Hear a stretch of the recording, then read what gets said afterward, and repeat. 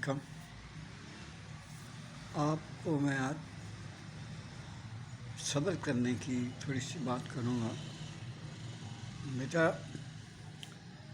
صبر جو ہے نا، اس کی پاور بہت ہے، لیکن صبر کوئی کرتا ہے۔ آج طبیعت ٹھیک نہیں تھی تو سوچا ذرا ویڈیو شارٹ کر کے میں بھیج دوں۔ میرے لیے دعا کرتے ہیں بیٹا،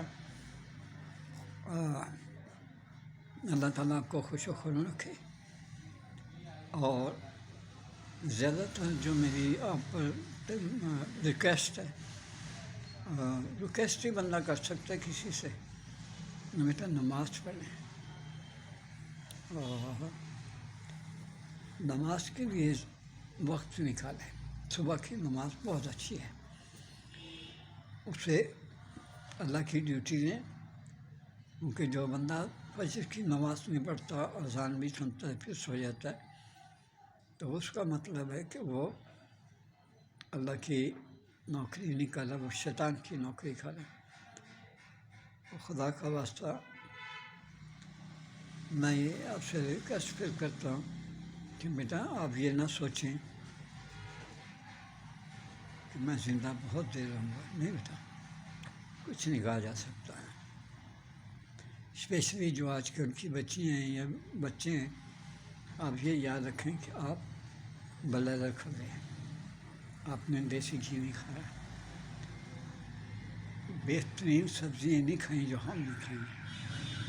آپ میں طاقت نہیں ہے، مانیں۔ بچیوں کو بھی بیچ میں انوالو کر رہا ہوں، اور بچوں کو خاص طور پہ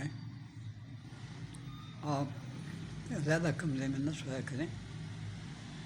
علیحدہ کمرے میں سونا قیامت کے نزدیک بہت برا، میں اچھا نہیں سمجھتا اسے۔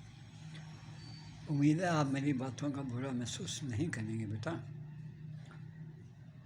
دیکھیں، صبر کریں، صبر کریں، صبر کریں۔ صبر کرنے والوں کو بہت میٹھا پھل ملتا ہے۔ میری آپ کو میری باتیں کچھ چبھ رہی ہوں گی۔ نہیں بیٹا، کمرے میں اکیلے سونا شیطان کا ساتھ ہے۔ آپ کیوں اکیلے سوتے ہیں؟ آپ سب میں مل جل کر سوئیں۔ اگر آپ کے ماں باپ زندہ ہیں تو ان کی خدمت کریں، اکیلے کیوں ہیں؟